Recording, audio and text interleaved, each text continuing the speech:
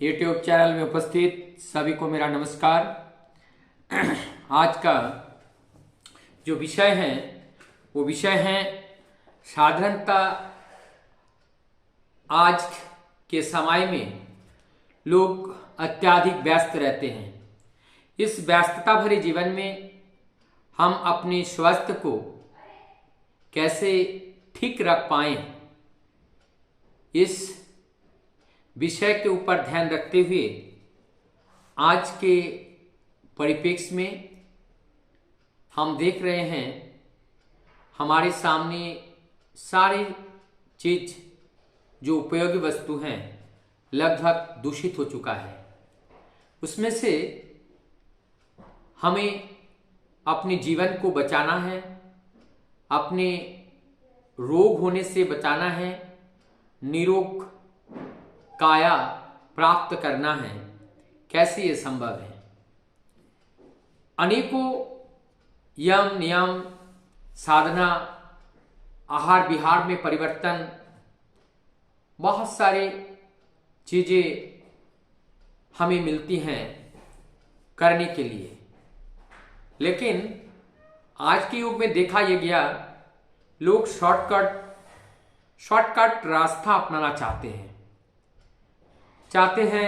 मैं देखा हूं एज ए प्रैक्टिशनर, लोग इतने अपने आप में नेग्लेंसी करते हैं। डायबिटिक पेशेंट हैं, मिठाई दे दिया, खा लिया, उन्होंने 2 गोली शुगर के और ज़्यादा खा ली। ये नहीं सोचते हैं कि आज हमने जो 2 गोली ज़्यादा खा करके शुगर को कंट्रोल किया वो हमारे शरीर के लिए कितना नुकसानदायक होगा। हम अपने शरीर को बाहर और अंदर से मजबूत रखने के लिए बहुत सारे साधन का प्रयोग हम लोग करते हैं, भोजन का प्रयोग करते हैं हमारे ये स्थूल शरीर को स्वस्थ रखने के लिए, हेल्दी रखने के लिए। लेकिन ये जो हेल्दी के साथ साथ जो बॉडी हमें मिला, इसकी रिपेयरिंग की जरूरत होती है, मेंटेनेंस की जरूरत होती है। मकान बनाना आसान है, लेकिन मकान को मेंटेनेंस करना बड़ा कठिन है।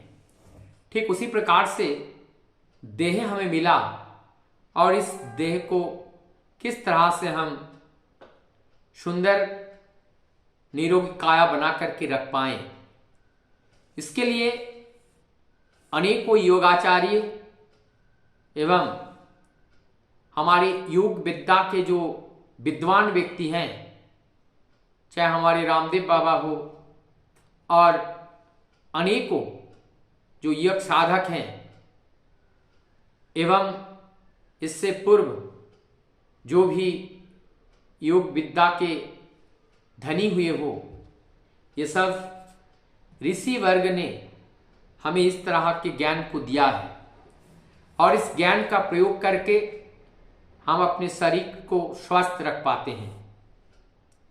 इसमें से कहा गया बहुत सारे प्राणायाम हैं, बहुत सारे योग आसन हैं, बहुत सारे हमारे बहुत सारी चीजें हैं जिसको करना बड़ा कठिन है। तो उसमें से कम जैसे आप ठंड का समय चल रहा है, हम बहुत ज़्यादा बाहर खुले में घूम नहीं सकते हैं, तो कम से कम अपने घर में बैठकर 5 प्राणायाम को हम करें, जिससे हम अपने आप को स्वस्थ रखने में काफ़ी सफल होते हैं। सबसे पहले हम प्राणायाम अनुलोम विलोम प्राणायाम करें। अनुलोम विलोम प्राणायाम को हम अधिकतर लोग जानते हैं, और जो नहीं जानते हैं मैं डेमोस्ट्रेट करके सिंबॉलिक रूप से आपको बताने का प्रयास करूंगा। सबसे पहले मैं अपने राइट हैंड को उठाकर जब हम अपने राइट नोज को क्लोज करते हैं और फिर 2 अंगुली से हम लेफ्ट नोज के हम एयर को इनहेल करते हैं इसको बाद हमने इसको रोका, लेने में जितना समय लगाया फिर उतने देर तक हमने रोका। जब रोक नहीं पाए हम अंगूठे को उठाकर राइट नोज से हम लिए हुए एयर को एग्जिट करते हैं दोगुने समय में। ठीक इसी प्रोसेस को हम रिपीट करते हैं। फिर सांस को लेते हैं, फिर इसे रोकते हैं, फिर रोकने के बाद अंगूठा को उठा करके लिए हुए सांस को छोड़ धीरे धीरे लेने और रोकने से दोगुने समय से हम छोड़ते हैं।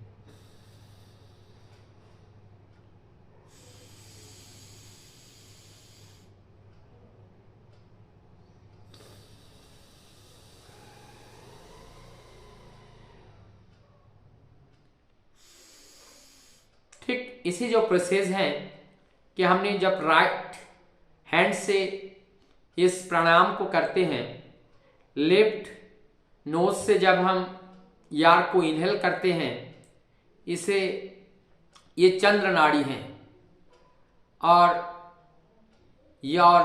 जब ठीक इसके विपरीत हम राइट हैंड से लेफ्ट हैंड से लेफ्ट नोज को अंगूठे से बंद करते हैं, फिर सांस को हम लेते हैं,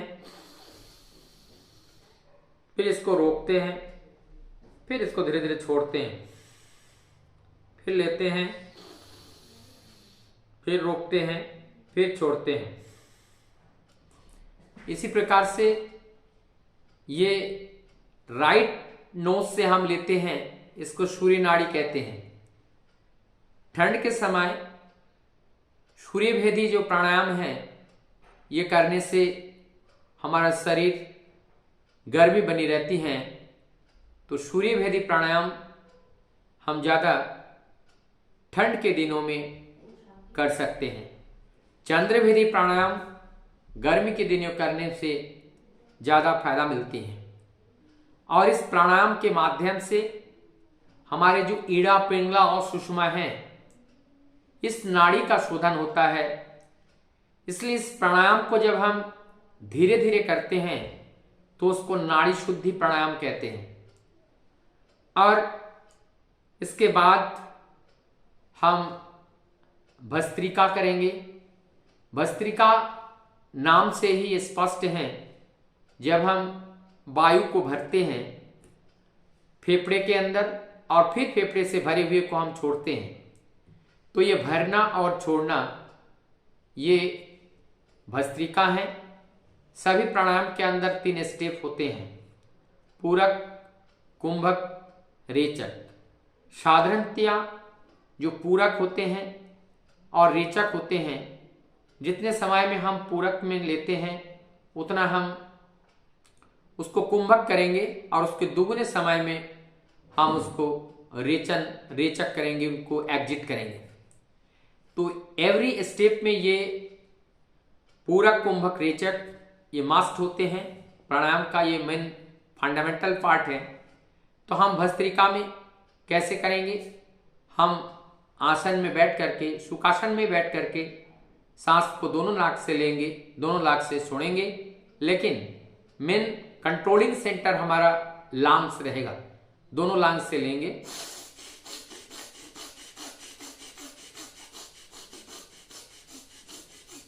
तो ये जो हमारा इसके ये भस्त्रिका है, तो ये भस्त्रिका भी कम से कम हम 5 मिनट तक करें। और जिस प्राणायाम को हम बताने जा रहे हैं, साधारणतः हम सभी लोग विदित हैं, जिस प्राणायाम को कपालभाति के नाम से जाने जाते हैं। और इस कपालभाति में जो कंट्रोल होता है, हम सांस को लेते हैं, पेट को पीठ में लगाते हुए बारंबार हम लगाते हैं और नाक से सांस को छोड़ते हैं। इसको डेमोन्स्ट्रेट किया जा रहा है। एक सिंबॉलिक रूप से सुखासन में हम बैठेंगे और बैठ करके पेट को पीठ में लगाते हुए लिए हुए सांस को हम छोड़ेंगे। इस प्रोसेस को हम कम से कम 5 मिनट करेंगे। इसके बाद ये तीन प्राणायाम हो गया। उसके बाद है भ्रमरी। भ्रमरी में ये हामिंग होता है। भ्रमरी में हम दोनों अंगूठे को, दोनों कान को बंद करते हैं और आंख को हम इस तरह से बंद कर देते हैं, कान को बंद करते हैं, फिर आँख को बंद कर देते हैं। और जो त्रिनेत्र हैं, जो आज्ञा चक्षु जहाँ पे हैं, यहाँ पर ओम को देखते हुए हम सांस लेते हैं और लेकर के ओम की आवाज करते हुए हम सांस को छोड़ते हैं।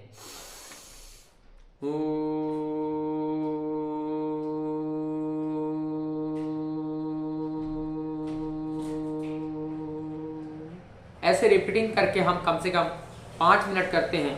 उसके बाद आँख को खुले बिना दोनों हाथों से हम धीरे धीरे फैलाते हैं आँख के ऊपर और फिर धीरे धीरे आँख को खोलते हैं। हमें बहुत ही पीसफुल फीलिंग होती है और इसमें हमारी स्लीप भी अच्छी आती है। और इसको अगर हम सही से करें तो हमारा जो माइंड है वो कंसंट्रेट होता है, मन का नियंत्रित होते हैं।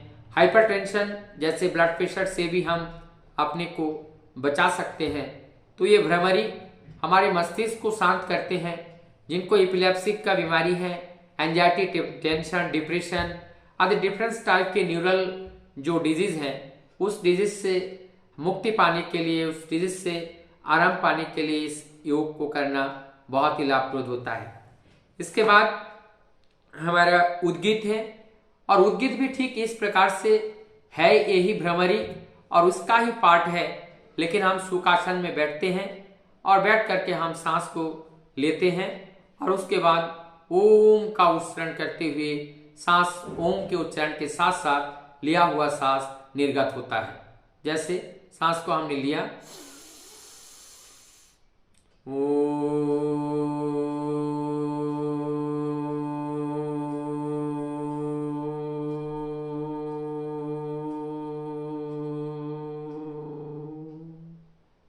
सुखासन में बैठते हैं, सांस को हम लेते हैं और सांस को लेकर के वही हम धीरे धीरे ओम के साथ निर्गत होते हैं। ये उद्गीत प्राणायाम के नाम से प्रोनाउंस ओम का होता है और ये भी हमारे शरीर के लिए अत्यंत लाभकारी है। ये जो मूलभूत 5 जो प्राणायाम हम करते हैं, ये 5 जो योगा, इस 5 योग के माध्यम से हम अपने शरीर को काफी हद तक स्वस्थ रखने में सफल हो पाते हैं। और हम अगर ये 5 के साथ साथ हम कम से कम जो वॉकिंग के रूप में चाहे हम घर पे करें और कम से कम हम अगर 1000 से लेकर 2000 स्टेप तक मॉर्निंग में, बाहर अगर ठंड के समय हम ना जा पाएँ, घर के अंदर हम अगर चलते हैं तो लगभग हमारा जो योगा का है ये पूर्ण हो जाता है। इसके साथ साथ जो हम सूर्य प्रणाम करते हैं, योगिक करते हैं, इसके लिए बहुत ज़्यादा जगह की ज़रूरत नहीं होती है। हम घर पे भी इसको कर सकते हैं। ज़रूरत है इच्छा शक्ति की। हम अगर अपने आप को निरोग बना के रखना चाहे तो उसके लिए हमें ध्यान देना पड़ेगा। आज के युग में योग ना करके हम निरोग नहीं रह सकते हैं। मेडिसिन जो हम देख रहे हैं निरंतर रेजिस्टेंस होता जा रहा है। हम लोगों की ज़रूरत है इस योग के माध्यम से हम इम्यूनिटी को बढ़ाएं और जो बाहरी हमारी इंद्रियों के वशीभूत होकर जो हम चलते हैं, उससे भी हम इस योग के माध्यम से उसको कंट्रोल करने में हम सफल होते हैं। आप सभी लोगों का मैं पुनः अभिवादन करता हूँ, अभिनंदन करता हूँ। आप लोग धैर्य के साथ हमारे ये जो वीडियो हैं आप सभी लोग सुनते हैं, आप सभी लोग देखते हैं और उसको शेयर भी करते हैं। मैं यही आग्रह करूँगा, अगर आप लोगों को अच्छा लगे तो इसको ज़्यादा से ज़्यादा लोग आप शेयर करेंगे और इनको सब्सक्राइब भी करेंगे, जिससे हमें अगले वीडियो बनाने के लिए और प्रेरणा मिलेगा। और हमारा ये लक्ष्य है कि किस तरह से लोगों को कम से कम खर्चा के माध्यम से हम निरोग रह पाए। निरोग काया जीवन का ये परम एक सफलतम है, एक सफलतम स्टेज है कि हम अपने शरीर को निरोग रहकर दीर्घजीवी कैसे बनाएं। और जब तक हम निरोग नहीं रहेंगे तब तक हम कर्म नहीं कर सकते हैं, और कर्म नहीं करेंगे तो धर्म नहीं होगा। तो हमें धर्म करना है, लोगों को उपकार करना है, लोगों को सेवा देना है।